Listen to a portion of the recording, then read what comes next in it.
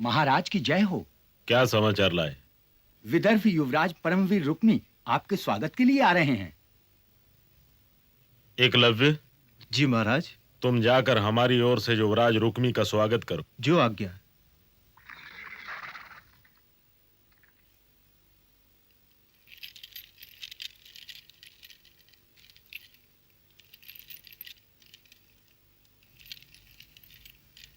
तुम्हारी आंखों में बैठी हुई कड़वाहट से मुझे लगता है कि आचार्य द्रोण ने तुम्हारे साथ बहुत बड़ा अन्याय किया है।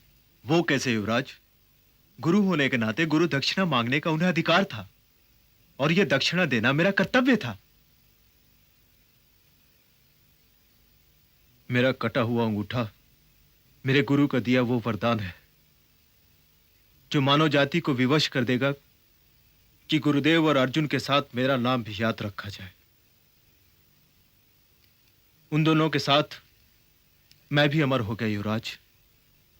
जब कभी भी इस जगत में गुरु के प्रति शिष्य की निष्ठा की बात निकलेगी, अर्जुन से पहले एकलव्य का नाम लिया जाएगा।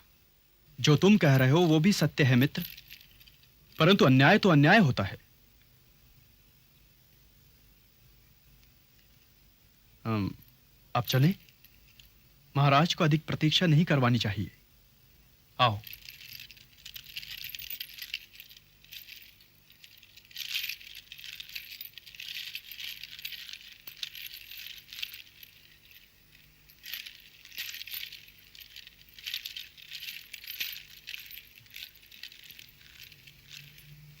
अरे अरे, ये क्या वत्स?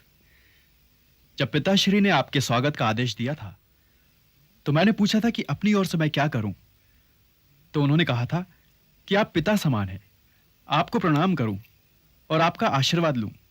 बस वही कर रहा था। आयुष्मान भव। आप मेरे रथ पर आइए। जो आज्ञा महाराज। आइए।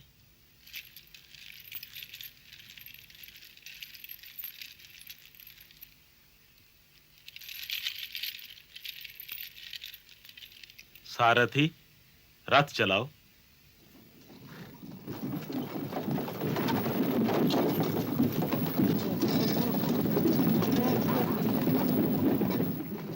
आशा है तुम्हारे पिताश्री स्वस्थ होंगे। महादेव की कृपा है। आजकल वे रुक्मिणी के स्वयंवर के विषय में सोचते रहते हैं। अच्छा, तब तो मैं ठीक समय पर ही आया। वो कैसे महाराज? वास्तव में मैं इसी समस्या का समाधान लेकर आया हूं। तुम्हारे पिताश्री मेरे गहरे मित्र हैं, इस नाते रुक्मिणी मेरी भी पुत्री हुई। उसके लग्न के विषय में मैंने भी कुछ सोच रखा है। चेदी नरेश यदि आपके मित्र हैं प्रिय मित्र, तो इस नाते वो मेरे भी प्रिय मित्र हुए। और चेदी युवराज शिशुपाल के कसबल की कथाओं से तो सारा भारतवर्ष गूंज रहा है। तो फिर मैं ये समझूं कि रुक्मिणी के लिए शिशुपाल के प्रस्ताव को आपने स्वीकार कर लिया है। पिताश्री प्रणाम। प्रणाम पिताश्री। आयुष्मान भव। ये मेरा दूसरा पुत्र रुक्मिण है। मगध नरेश को प्रणाम करो पुत्र। आयुष्मान भव। बैठो पुत्र। तुम ठीक समय से आए हो। हम रुक्मिणी स्वयंवर के विषय में ही वार्तालाप कर रहे थे। इस विषय में मेरा भी कुछ निवेदन है पिताश्री। कहो पुत्र। रुक्मिणी हमारी इकलौती बहन है और पांचाली के अतिरिक्त पूरे भारतवर्ष में और किसी भी राजकन्या के साथ उसकी तुलना नहीं की जा सकती। ना ही संस्कार में, ना ही तेज में और ना ही सौंदर्य में। इसलिए उसका वर ऐसा होना चाहिए जो कि नरों में भी नारायण लगे। ऐसा कौन है पुत्र? वासुदेव कृष्ण पिताश्री। असंभव। क्यों भ्राताश्री? पहला कारण यह है कि तुमने उसका मगध नरेश के सामने नाम लेकर मगध नरेश का अपमान किया है। मगध नरेश हमारे पिताश्री के अतिथि हैं और उनका अपमान पिताश्री का अपमान है। और दूसरा कारण यह है कि रुक्मिणी राजकन्या है और उसका विवाह राजवंश में ही हो सकता है। और तीसरा कारण यह है कि कौन जाने वो वसुदेव का पुत्र है या स्वर्गीय महाराज कंस के दास नंद का। क्या पता वो देवकी का पुत्र है या यशोदा नंदन। जिसके वंश वृक्ष की जड़ों का ज्ञान ना हो, हम उसके साथ अपनी बहन का विवाह नहीं कर सकते। परंतु भ्राताश्री, तुमने सुना नहीं? हम अपनी बहन रुक्मिणी का विवाह उस ग्वाले के साथ नहीं कर सकते। और चेदी नरेश का विदर्भ से ये संबंध राजनैतिक दृष्टि से भी लाभदायक सिद्ध होगा। यदि भुजाओं में बल हो मगध नरेश, तो शूरवीर नातों को राजनीति का आधार नहीं बनाता। कंदमादन पर्वत के ऋषि द्रुम का कोई शिष्य अथवा परशुराम जी से ब्रह्मशास्त्र विद्या प्राप्त करने वाला कोई महायोद्धा ही ये बात कह सकता वत्स रुक्मी। परंतु जीवन केवल भुजाओं के बल पर ही नहीं है, भुजाओं से आगे भी बहुत दूर तक है और पीछे भी बहुत दूर तक है। अतीत में देखो, लंकापति रावण यही भूल कर चुके हैं। उनकी भुजाओं में भी बड़ा बल था युवराज रुक्मी। अरे मित्र, ये वाद विवाद क्यों? रुक्मी और शिशुपाल के एक हो जाने के पश्चात भारतवर्ष के किसी राज्य की शक्ति ना तो चेदी देश की सीमा की ओर देखने का साहस कर पाएगी और न विदर्भ की सीमा की ओर। मैं आपके इस प्रस्ताव का हार्दिक स्वागत करता हूँ। आप हमारी ओर से युवराज शिशुपाल को आमंत्रण दीजिए मित्र। आपका आदेश सिर आंखों पे पिताश्री। शिशुपाल जैसे महायोद्धा का संबंधी होना हमारे लिए गौरव की बात है, परंतु मगध नरेश के तर्क से मैं सहमत नहीं हूं। मैंने ये कभी नहीं कहा मैं तर्कशास्त्री हूं, परंतु जीवन की पाठशाला में जो सीखा है वो बता दिया। हम और तुम्हारे पिता श्री वर्तमान हैं, तो आज परिभाषाएं हमारी हैं। तुम भविष्य हो, इसलिए वर्तमान बनने की प्रतीक्षा करो।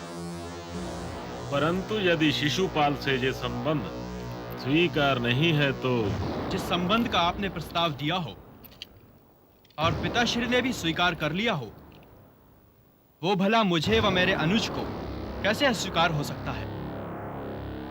यह तो और भी अच्छा है। युवराज शिशुपाल से मेरा परिचय रणभूमि की जगह यहां इसी घर में हो। आप उन्हें अवश्य आमंत्रित कीजिए।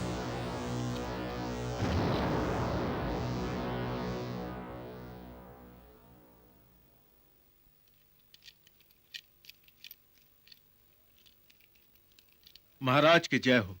एकलव्य, ये पत्र तुम्हारे ऊपर मेरे संपूर्ण विश्वास का प्रतिबिंब है। यह पत्र अब एकलव्य के प्राणों का प्रतिबिंब भी बन गया महाराज। यदि आपको यह सूचना मिले कि यह पत्र गया, तो समझ लीजिए इसके साथ एकलव्य के प्राण भी चले गए। उत्तर लाने पर मुंह मांगा पारितोषिक पाओगे। वीर पुरुष पारितोषक के लालच में सेवा नहीं करते महाराज। और वैसे भी अर्जुन से युद्ध के सिवाय मेरी और कोई कामना नहीं। अर्थात तूने अभी तक आचार्य द्रोण को क्षमा नहीं किया। उनकी ओर से तो मेरे मन में मैल रहा ही नहीं। गुरु के नाते दक्षिणा मांगने का उन्हें अधिकार था, सो उन्होंने गुरु दक्षिणा मांगी। यह दक्षिणा देना मेरा कर्तव्य था, इसलिए मैंने अपने कर्तव्य का पालन किया। परंतु जब भी इस कटे अंगूठे को देखता हूं तो सोचता हूं, यदि यह अंगूठा होता तो मैं सर्वश्रेष्ठ धनुर्धर होता। कुंती पुत्र अर्जुन मेरा स्थान ग्रहण किए हुए बैठा है। परंतु महाराज, मैंने इस अंगूठे के बिना भी बाण चलाना सीख लिया है। इसलिए चाहता हूं कि अर्जुन से सामना हो जाए, ताकि उस युद्ध में पराजित करके अपने गुरु से वो आशीर्वाद मांगू जो आज तक मुझे नहीं मिला। मैं नहीं चाहता कि मेरे गुरु के ऊपर आशीर्वाद का ऋण रह जाए।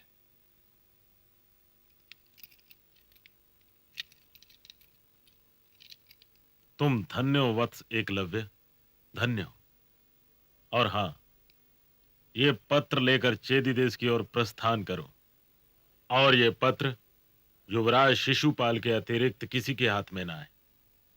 जो आज्ञा महाराज।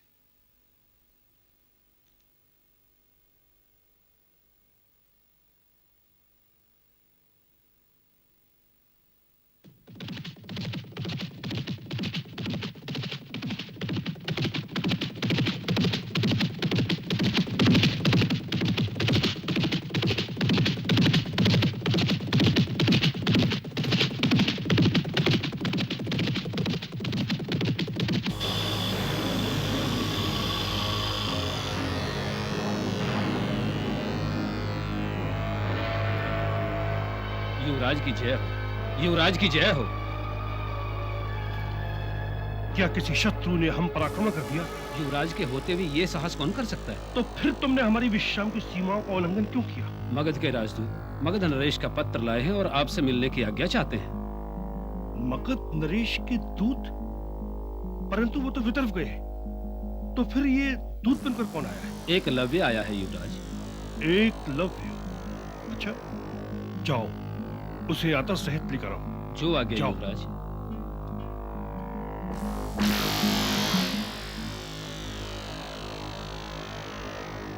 युवराज ने आपको आदर सहित भीतर बुलाया है।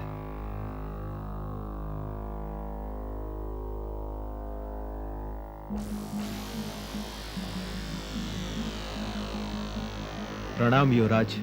आओ राजपुत्र, बैठो। धन्यवाद युवराज। महाराज का आदेश है, आपको यह पत्र देने के बाद ही विश्राम करूं। आशा है मगध नरेश पूर्ण स्वस्थ होंगे और तुम्हें भी यात्रा में कोई विशेष कष्ट ना हुआ होगा। जिस समय मैं अपने महाराज के पास से चला था, वो किसी बात पे बहुत प्रसन्न दिखाई दे रहे थे और उनकी आनंद की छाया में मेरी यात्रा भी सरल हो गई।